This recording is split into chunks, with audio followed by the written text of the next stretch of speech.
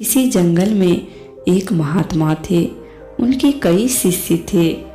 एक दिन उन्होंने अपने शिष्य को उपदेश दिया कि सर्वभूतों में नारायण का वास है। यह जानकर सभी को नमस्कार करो। एक दिन एक शिष्य हवन के लिए जंगल में लकड़ी लेने गया। उस समय जंगल में यह शोरगुल मचा था कि कोई कहीं हो तो भाग जाओ, पागल हाथी जा रहा है। सभी भाग गए, परंतु शिष्य न भागा। उसे तो यह विश्वास था कि हाथी भी नारायण है, इसलिए भागने का क्या काम, वह खड़ा ही रहा।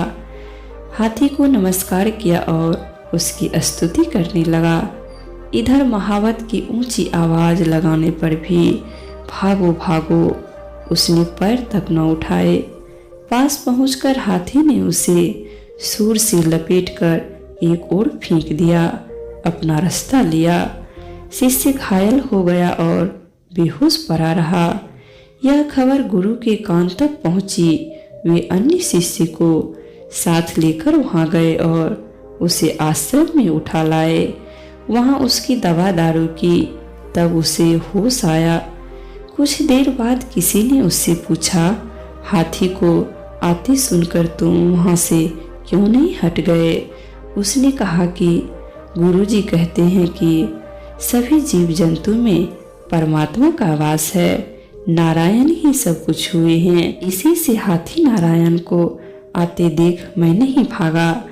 गुरुजी पास ही थे। उन्होंने कहा, बेटा हाथी नारायण आ रहे थे, ठीक है, परंतु महावत नारायण ने तो तुम्हें मना किया। यदि सभी नारायण हैं तो उस महावत की बात पर क्यों नहीं विश्वास किया? महावत नारायण की बात मान लेनी चाहिए थी।